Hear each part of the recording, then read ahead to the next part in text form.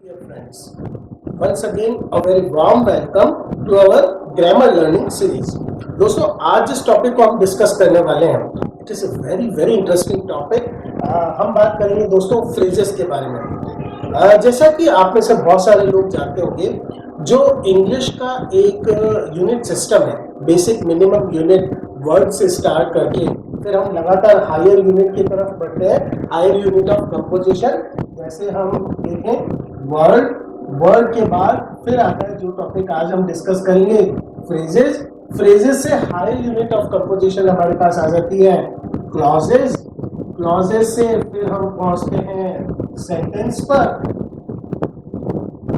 और सेंटेंस हमें लेकर जाता है पैराग्राफ की तरफ। दोस्तों ये बड़ा ही एक इंटरेस्टिंग आपको मैं यहाँ इंफॉर्मेशन देना चाहूँगा। इन सब यूनिट में से हमारा जो ग्रामर का जो कंसर्न है वो केवल फ्रेज और क्लॉज तक ही सीमित है। इनफैक्ट सेंटेंस जो है वो लगभग सारा उसका जो रूल्स है वो क्लॉज के अंदर कवर हो जाते हैं।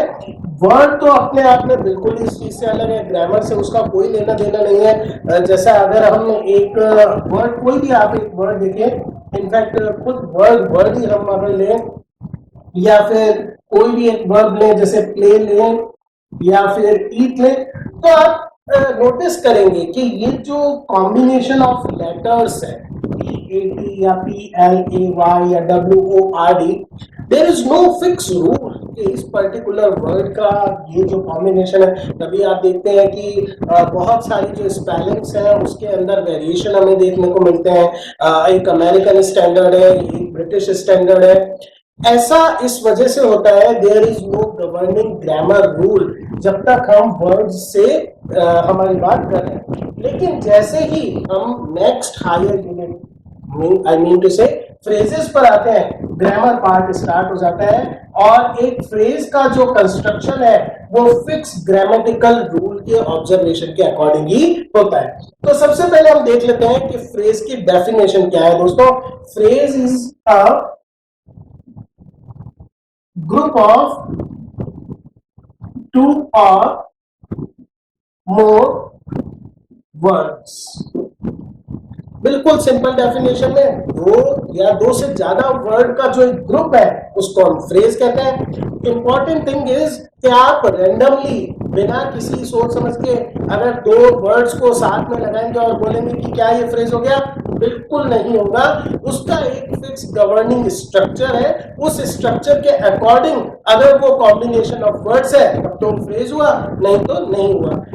जो फ्रेज के बारे में सबसे इंपॉर्टेंट चीज है, और खासकर यहाँ पर मैं बात करना चाहूंगा उन सभी मेरे दोस्तों से जो तैयारी कर रहे हैं PSC की, फर्स्ट ग्रेड, सेकंड ग्रेड की, रीट की या और दूसरे एग्जाम्स की, ये जो सेक्शन है ये आप लोगों के लिए बहुत इंपॉर्टेंट है कि what is the structure of a phrase. Structure of a phrase, ये देखिए यहाँ पर हम बात करेंगे कि फ्रेज बनता कैसे है। जो हम नॉर्मल अगर हम एक सेंटेंस लिखते हैं बड़ी आसानी से लिख देते हैं, लेकिन जब हम टेक्निकल उसके बारे में बात करें कि उस सेंटेंस का आप एनालिसिस करें कि इसके जो कंस्टिट्यूएंट पार्ट्स हैं वो कैसे कैसे बने, वहीं पर ये हमारा आता है। और इसका जो फार्मूला है आपको लगेगा जैसे कोई मैथ्स की या कोई फिजिक्स की क्लास चल रही है, उसका फार्मूला इस तरह से है। स्क्वायर ब्रैकेट्स में जनरली हम रख लेते हैं, हालांकि ये कंपलसरी नहीं है। एक बार चलिए यहां पर हटाकर हम सिंपल वे में लिखते हैं MHM।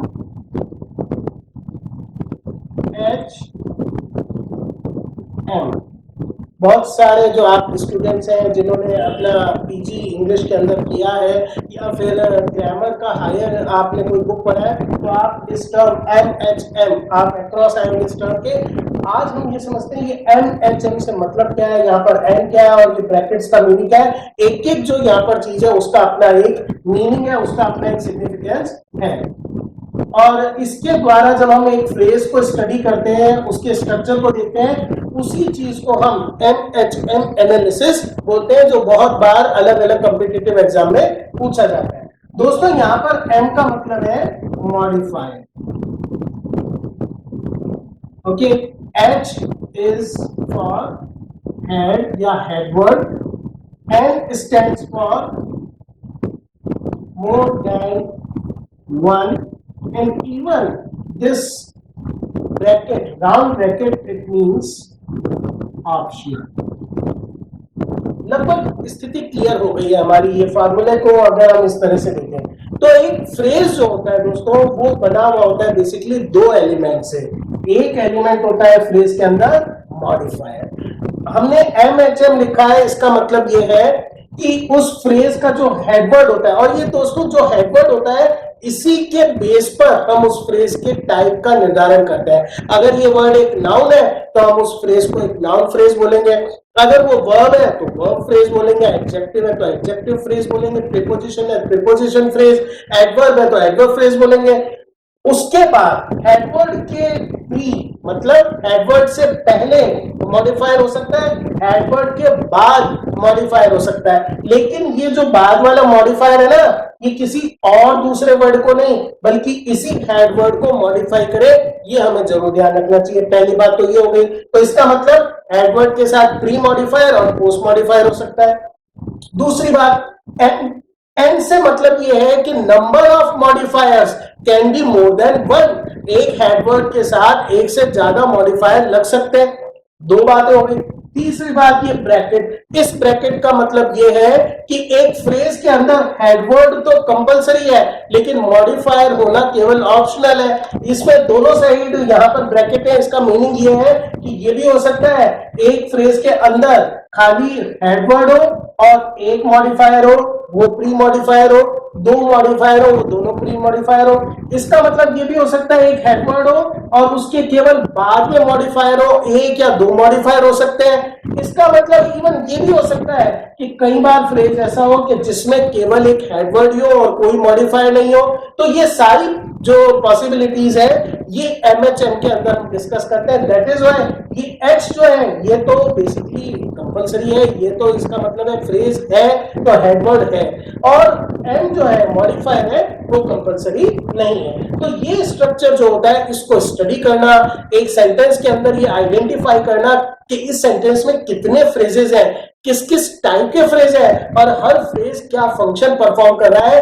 अगर हम ये सारी चीजें समझ लें तो मैं आपको बता रहा हूँ रियली ये बिल्कुल नोन फैक्ट है, उसके बाद सेंटेंस कंस्ट्रक्शन बिल्कुल आसान हो जाता है। मैं कोशिश करूंगा आप लोगों को भी ये आसानी से समझ में आ जाए।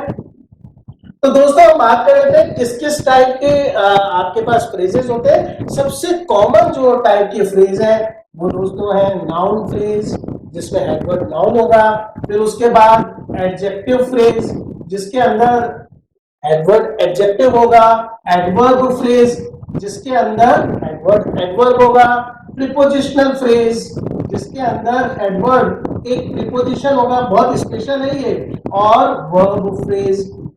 वर्ब फ्रेज भी अपने आप में एक स्पेशल स्ट्रक्चर रखता है, एकमात्र ऐसा फ्रेज है जिसमें केवल प्री मॉडिफायर पाए जाते हैं। ऐसे ही प्रीपोजिशनल फ्रेज एकमात्र ऐसा फ्रेज है जिसमें पोस्ट मॉडिफायर पाए जाते हैं। तो ये दोनों के अपनी अपने थोड़े से नखरे हैं, बाकी कॉमन नाउन एडजेक्टिव और एडवर्ब फ्रेज इन तीनों का स्ट्रक्चर ये है कि ये प्री मॉडिफायर भी रख सकते हैं और पोस्ट मॉडिफायर भी रख सकते हैं। ये तो हो गए टाइप्स। एक एक फ्रेज को हम लेंगे, उसके स्ट्रक्चर को भी देखेंगे और सबसे इंपॉर्टेंट बात है सेंटेंस में उसका फंक्शन क्या है ये हम जरूर समझेंगे। तो चलिए सबसे पहले बात कर लेते हैं हम नाउन फ्रेज की। जैसा कि दोस्तों मैंने आपको बता दिया कि नाउन फ्रेज के अंदर जो हेड होता है वो एक नाउन होती है, और क्योंकि नाउन है तो हम साथ में मान के चलते हैं कि वो एक नाउन भी हो सकती है। एंड इन सर्टेन केसेस अगर आपने मेरी एडजेक्टिव से रिलेटेड क्लास देखी हो तो आप समझ जाएंगे एडजेक्टिव भी कई बार नाउन जैसा काम कर देता है। ठीक है, तो ये तीनों तो क्या हो सकते हैं, एडवर्ब हो सकते हैं। मॉडिफायर की अगर हम बात करें, एक नाउन से पहले एडजेक्टिव लगता है, हम जानते हैं आर्टिकल लग सकता है, डिटरमाइनर लग सकता है, ये सारे क्या हो गए, प्री मॉडिफायर हो गए। एक नाउन के बाद दोस्तों वापिस से मैं एडजेक्टिव वाली क्लास के बारे में बात करूंगा, पोस्ट पॉजिटिव एडजेक्टिव, कुछ एडजेक्टिव ऐसे होते हैं जो नाउन के बाद भी लग सकते हैं, तो वो हो गया। इसके अलावा एक फ्रेज, खुद नया फ्रेज लग सकता है, एडवर्ब्स लग सकती हैं और क्लॉजेस लग सकते हैं जो उस नाउन को मॉडिफाई करने का काम करें। बड़े बड़े ऑप्शन है, कॉम्प्लिकेटेड जितना आप करना चाहें उतना एक फ्रेज को आप कर सकते हैं। अब बात आती है सबसे इंपॉर्टेंट कि एक नाउन फ्रेज का फंक्शन क्या क्या होता है, एक नाउन फ्रेज क्या क्या काम कर सकता है। सबसे फ्लेक्सिबल है, बहुत काम आता है। सबसे इंपॉर्टेंट काम, जो जो नाउन काम करती है वो ये सारे काम करता है। एक सब्जेक्ट हो सकता है, नाउन एक ऑब्जेक्ट हो सकती है, नाउन एक कॉम्प्लीमेंट हो सकती है। ये तीनों काम, ये तीनों के तीनों काम दोस्तों नाउन फ्रेज भी कर सकता है। अब कुछ एग्जांपल लेते हैं हम और उस एग्जांपल से समझने की कोशिश करेंगे। जैसे एक सेंटेंस में आप लोगों के लिए यहां पे लिखता हूं,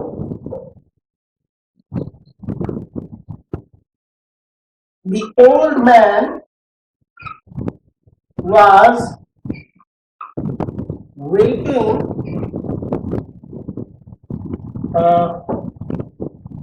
was eating a ripened man। Okay, तो हम देखते हैं सेंटेंस को। देखिए ये सेंटेंस अगर हम बात करें कि आप क्या पहचान सकते हैं सेंटेंस का सब्जेक्ट क्या है, मुझे लगता है बड़ा सिंपल सेंटेंस है। इस सेंटेंस का सब्जेक्ट है दोस्तों दी ओल्ड मैन, ठीक है। वाज ईटिंग हो गया आपका helping verb plus main verb, ठीक है। और राइपन मैंगो ये हो गया इस सेंटेंस का ऑब्जेक्ट। अब हम जब एमएचएम एनालिसिस करते हैं तो मैं आपको तरीका बताना चाह रहा हूं, तरीका यहां पर समझा रहा हूं जिसके द्वारा हम इसकी मार्किंग करते हैं। कैसे इसको अपन लिखते हैं, एक फिक्स स्ट्रक्चर है उसी को हम फॉलो करते हैं। सबसे पहले हम लगाते हैं स्क्वायर ब्रैकेट और उसके अंदर उस पूरे फ्रेज को लिख देते हैं दी ओल्ड मैन। ओके, नीचे वाली साइड, बॉटम साइड, हर पर्टिकुलर वर्ड से पहले हम उस वर्ड का टाइप लिखते हैं और ऊपर वाली साइड हर वर्ड से पहले उसका हम फंक्शन लिखते हैं, यहां तक कि उस पूरे फ्रेज का भी। तो जैसा हमने देखा, क्योंकि इसके अंदर दी ओल्ड मैन के अंदर मैन क्या है, एक नाउन है, एक नाउन होने की वजह से हम यहां पर इसको मार्क कर देते हैं नाउन, ठीक है। और एक फ्रेज के अंदर जब नाउन होती है तो वो हेडवर्ड का काम करती है, तो ये हो गया एच, ठीक है।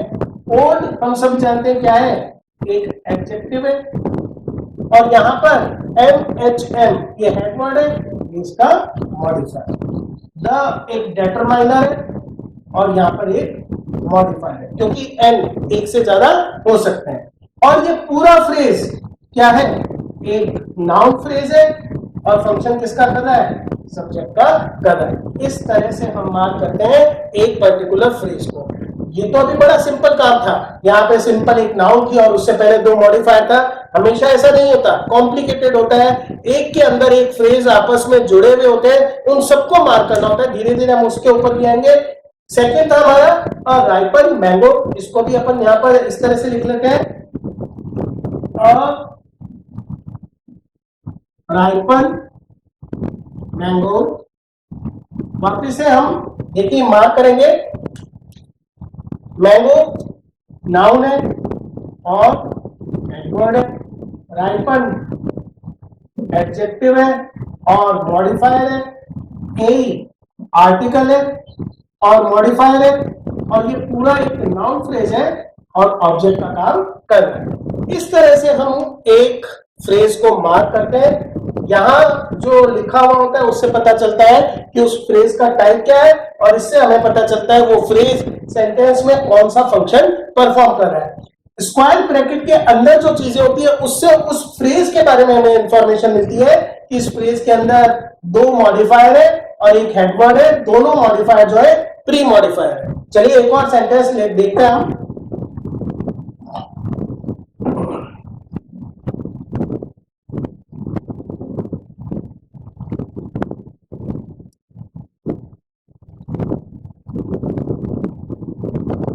The girl upstairs new, everyone involve. थोड़ा सा टिपिकल ले लिया मैंने सेंटेंस जान पूछ के, ताकि मैं आपको समझा सकूं किस तरह से काम करता है। तो पहला हम देखते हैं इसके अंदर कि ये पूरा जो है, इसमें द गर्ल अप स्टेयर्स, ये पूरा सब्जेक्ट है, न्यू यहाँ पर वर्ब हो गई, और एवरीवन इन्वॉल्व ये इसका ऑब्जेक्ट हो गया। अब चलिए फ्रेज को एनालाइज हम कर लेते हैं। पहला लेते हैं हम,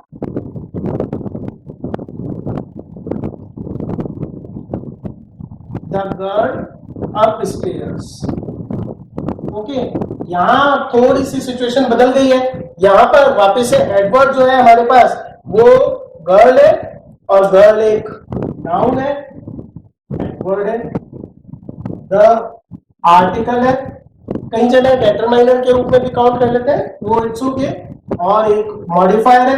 अप स्टेयर एक एडवर्ब है, लेकिन यहां पर अप स्टेयर किसको, गर्ल को मॉडिफाई कर रहा है, और ये पूरा एक नाउन फ्रेज है जो किसका काम कर रहा है, सब्जेक्ट का काम कर रहा है।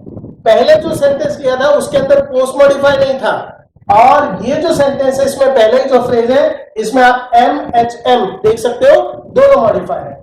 अब हम बात करें अपने दूसरे वाले फ्रेज की तरफ, एवरीवन इन्वॉल्व।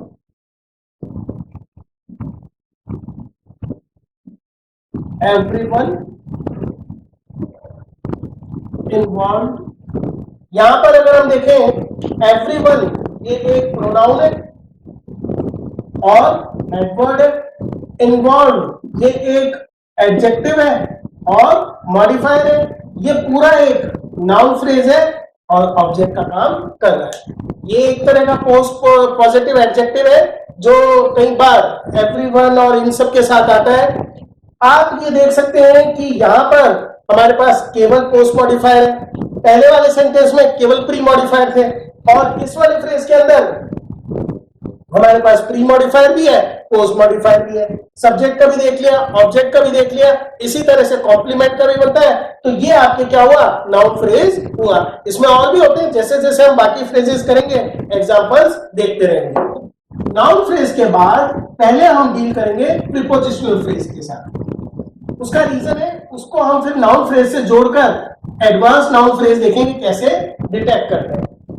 दोस्तों प्रीपोजिशनल फ्रेज कैसे बनता है? अब देखिए, नाउन फ्रेज में तो हम जानते हैं कि नाउन को एडजेक्टिव मॉडिफाई करता है, एडजेक्टिव को भी हम जानते हैं कि एडवर्ब मॉडिफाई करता है, और एडवर्ब को भी एडवर्ब मॉडिफाई करता है। तो उसमें तो हम समझ सकते हैं बात कि मॉडिफाई होता है। प्रीपोजिशन को कौन मॉडिफाई करता है? प्रीपोजिशन कैसे मॉडिफाई हो सकती है? प्रीपोजिशन तो एक बड़ा ही छोटा एलिमेंट है, वो क्या काम करता है? तो देखिए, ऐसा होता है कि हर प्रीपोजिशन के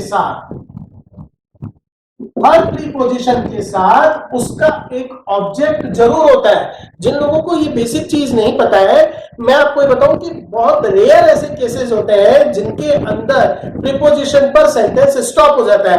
हमेशा एक प्रीपोजिशन, जैसे द बुक इज इन, अब ये इन यहां पर अगर खत्म होगा तो इन एडवर्ब होगा, लेकिन ऑब्वियसली इन का एक क्वेश्चन बनता है, इन व्हाट, और यहां अगर अपन जवाब दें इन द शेल्फ या इन द स्टोर। ओके, तो ये जो द स्टोर है दोस्तों, ये द स्टोर एक्चुअल में क्या कर रहा है? इस प्रीपोजिशन के ऑब्जेक्ट का काम कर रहा है, सेंटेंस के ऑब्जेक्ट का नहीं, इस प्रीपोजिशन के ऑब्जेक्ट का काम कर रहा है। और ये जो ऑब्जेक्ट है दोस्तों, देखिए एक्चुअल में क्या होता है, इसका मॉडिफायर का काम करता है। ओके, तो यहां पर हम ये कह सकते हैं, और ये देखिएगा जो भी प्रीपोजिशन का ऑब्जेक्ट होता है 90% केसेस के अंदर वो क्या होता है? एक नाउन फ्रेज ही होता है। तो एक जो प्रीपोजिशनल फ्रेज होता है, एक प्रीपोजिशनल फ्रेज एक्चुअल में क्या है?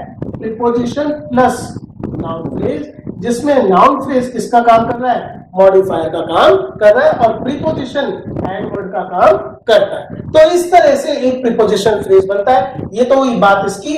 और फंक्शन, एक प्रीपोजिशनल फ्रेज का फंक्शन हमेशा फिक्स होता है, और वो काम करता है एडवर्बियल का।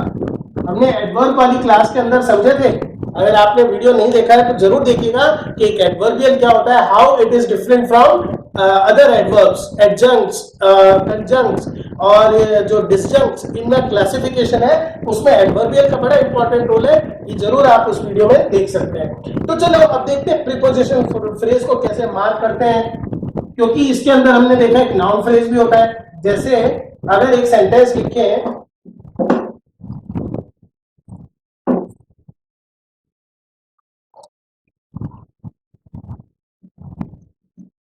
he will come by train, इस सेंटेंस में अगर आप देखेंगे ये अपने आप में अकेला है, नो फ्रेज, ये पूरा वर्ब का स्ट्रक्चर हो गया। बाय ट्रेन, ये जवाब है हाउ का, तो ये हो गया एडवर्बियल। लेकिन बाय ट्रेन, बाय प्रीपोजिशन है, ट्रेन इस प्रीपोजिशन का ऑब्जेक्ट है जो एक नाउन है। अगर हम सिर्फ इस स्ट्रक्चर को बात करें, बाय ट्रेन, तो हम मार्क कर सकते हैं कि ये एक प्रीपोजिशनल फ्रेज है जो एडवर्बियल का काम कर रहा है, जिसके अंदर ये एक प्रीपोजिशन है और हेडवर्ड है, और ये एक नाउन है और एक मॉडिफायर है। यहां दोस्तों दिक्कत नहीं थी, दिक्कत इसलिए नहीं थी कि बाई के बाद सिंपल एक वर्ड था ट्रेन। अब अगर हम नेक्स्ट सेंटेंस लें, थोड़ा सा इसको हम और कॉम्प्लिकेट करें,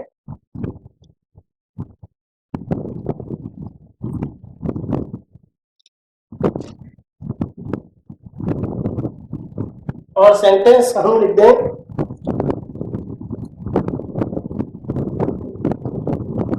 he will come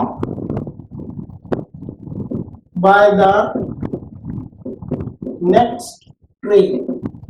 अब देखिए, by the next train,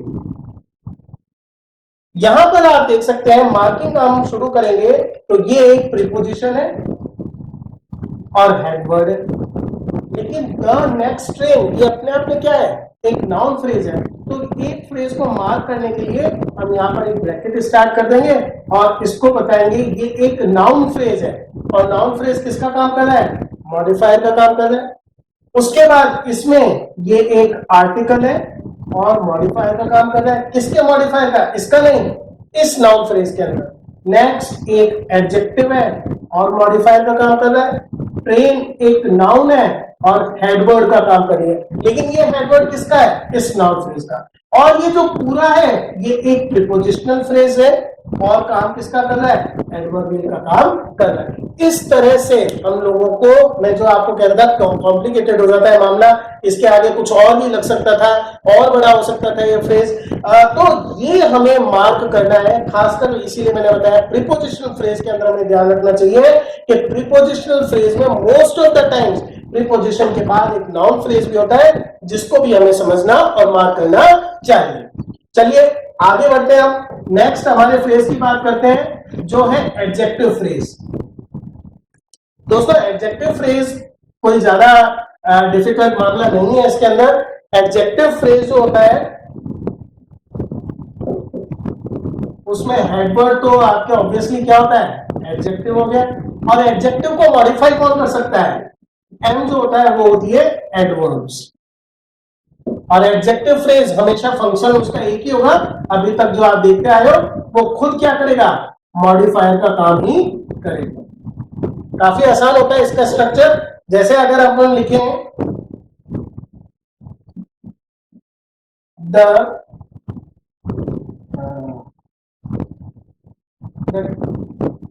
he was too hot, बहुत सिंपल से मैंने किया है। यहां पर अगर हम देखेंगे टू हॉट, अगर हम इस स्ट्रक्चर की बात करें, टू हॉट ये अपने आप में टू हॉट एक कॉम्प्लीमेंट का काम कर रहा है। एक फंक्शन जो ये मैं जरूर यहां ऐड करना चाहूंगा, बड़ा इंपॉर्टेंट पॉइंट है, जब बी वर्ब होती है तो उसके बाद कॉम्प्लीमेंट आता है। कॉम्प्लीमेंट आपके नाउन भी हो सकती है और एडजेक्टिव भी हो सकता है। तो एडजेक्टिव का दूसरा फंक्शन है कॉम्प्लीमेंट का, वहां पर ये मॉडिफाई नहीं है, बाकायदा एक क्लॉज का कॉन्स्टिट्यूएंट पार्ट बन जाता है, जैसे यहां पर। तो इस टू के अंदर अगर हम देखें तो ये जो टू है ये क्या है, ये एक एडवर्ब ऑफ डिग्री है और यहाँ मॉडिफायर का काम कर रही है। ये एक एडजेक्टिव है और एडवर्ब का काम कर रहा है। ये एक एडजेक्टिव फ्रेज है और किसका काम कर रहा है, कॉम्प्लीमेंट का काम कर रहा है। इस तरह से ये तो हमने देखा जिसके अंदर कॉम्प्लीमेंट का काम कर रहे हैं। मॉडिफायर वाला एक एग्जांपल देख लेते हैं।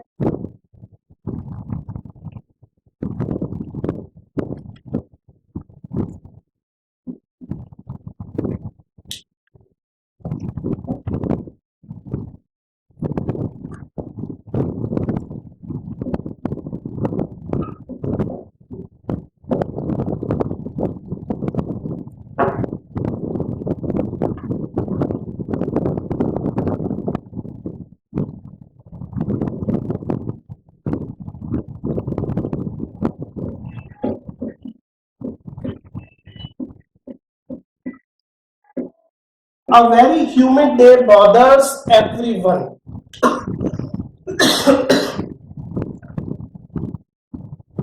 दोस्तों अगर हम देखें ये इस पूरे सेंटेंस के अंदर ये आपके वर्ब हो गए, ये आपके ऑब्जेक्ट हो गया। अब ये पूरा एक इन्वॉल्व फ्रेज है। इन्वॉल्व फ्रेज मतलब एक फ्रेज के अंदर इसमें दो फ्रेज है, एक साथ हम दोनों की स्टडी कर लेते हैं। A very humid day, obviously इसका हेडवर्ड क्या है, ये डे। डे जो क्या है, एक नाउन है और इसका हेडवर्ड है। अ वेरी ह्यूमिड, ये वेरी किसको मॉडिफाई कर रहा है, डे को या ह्यूमिड को, ऑब्वियसली ह्यूमिड को, जो एक एडजेक्टिव है। तो इसका मतलब ये जो पूरा है ये क्या है, एक एडजेक्टिव फ्रेज है जो खुद एक मॉडिफायर है इस हेडवर्ड के लिए। लेकिन इस एडजेक्टिव फ्रेज के अंदर ह्यूमिड एडजेक्ट, ये हेडवर्ड हो गया, ये आपके एडवर्ब है, ये क्या हो गया, ये इसका मॉडिफायर हो गया। और ए एक्चुअली से बाहर है, ए तो आपके उसके साथ ही है, ए के साथ ही है। ये आपके पूरा एक एडजेक्टिव फ्रेज और फंक्शन मॉडिफायर का कर रहा है। ये आपके आर्टिकल, ये भी मॉडिफायर का काम कर रहा है। ये आपका पूरा एक नाउन फ्रेज जो सब्जेक्ट का काम कर रहा है। इस तरह से each and every element of a phrase has to be mark, उसको हमें मार्क करना जरूरी है। जिस तरह से एडजेक्टिव फ्रेज होता है ठीक उसी ढंग से एडवर्ब फ्रेज भी होता है। वही एडवर्ब फ्रेज का जो स्ट्रक्चर होता है वो भी वही काम करता है। उसके अंदर बेसिकली मेन एडवर्ब, वो भी एक एडवर्ब ही होता है और उस एडवर्ब को मॉडिफाई करने वाला वो भी एडवर्ब ही होता है।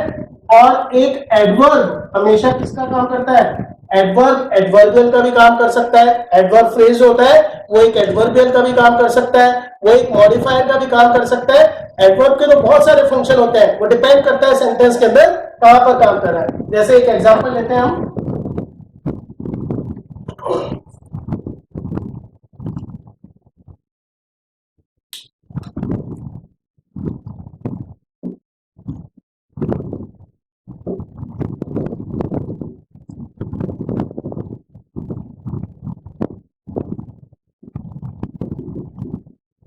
This time he bold more quickly.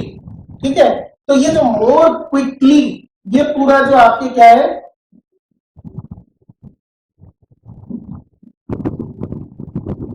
ये मोर इस क्विकली को मॉडिफाई कर रहा है। ये अपने आप में मोर एक मॉडिफायर हो गया। क्विकली यहाँ पर एक एडवर्ब है और हेडवर्ड है।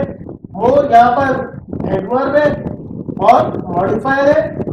ये एक एडवर्ब फ्रेज है। फंक्शन देखें, ही बोल्ड हाउ, तो इसका मतलब एडवर्ब ऑफ मैनर है, तो ये एडवर्बियल का काम कर रहा है। तो इस तरह से ज्यादातर जो आपके फ्रेजेस हैं उनको हम मार्क कर सकते हैं। सिर्फ हमें पता ये होना चाहिए कि उस पर्टिकुलर वर्ड को कोई चीज मॉडिफाई कर रही है या नहीं कर रही है। इन सबसे अलग दोस्तों होता है वर्ब फ्रेज। इन सबसे अलग इसलिए होता है दोस्तों कि एक जो वर्ब फ्रेज होता है उसमें दो बातें इंपॉर्टेंट है। बाकी फ्रेजेस के अंदर हमने ये नहीं कहा कि जो नंबर ऑफ मॉडिफायर्स है वो कितने होते हैं, लेकिन वर्ब फ्रेज के अंदर नंबर ऑफ मॉडिफायर्स मैक्सिमम, किसी भी वर्ब में 4 से ज्यादा मॉडिफायर नहीं लग सकते, ये इसकी लिमिट है। दूसरा, ये सारे क्या होते हैं, प्री मॉडिफायर्स की होते हैं। मॉडिफायर क्या होता है एक वर्ब के अंदर, या तो मॉडल्स या फिर दूसरे ऑक्सिलरी वर्ब्स। फॉर एग्जांपल, जैसे ही इज वेटिंग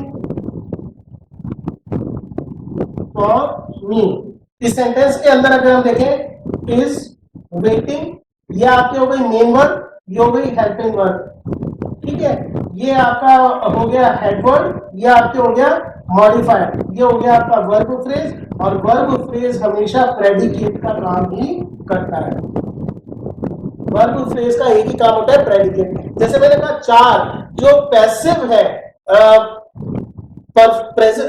परफेक्ट का पैसिव बनाना, प्रेजेंट परफेक्ट कंटिन्यूअस या पास्ट परफेक्ट कंटिन्यूअस का, जो थियोरेटिकल ही हो सकता है, प्रैक्टिकली नहीं बनाते, उसके अंदर अगर मॉडल इंक्लूड कर ले हम, तब जाकर 4 लग सकती है। जैसे he must have been asked many questions.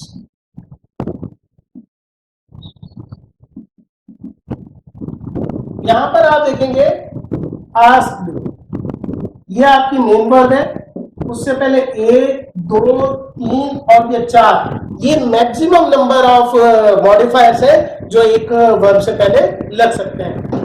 तो दोस्तों ये था बड़ा ही इंटरेस्टिंग एक चैप्टर फ्रेजेस के ऊपर, उनके जो स्ट्रक्चर होता है, टाइप्स है, फंक्शंस है। जितना आप इसमें प्रैक्टिस करेंगे, जो भी सेंटेंस आप पढ़ते हैं, फटाफट बैठ जाइए, उस सेंटेंस को आप चॉप चॉप चॉप करके अलग अलग पार्ट देखें कि कौन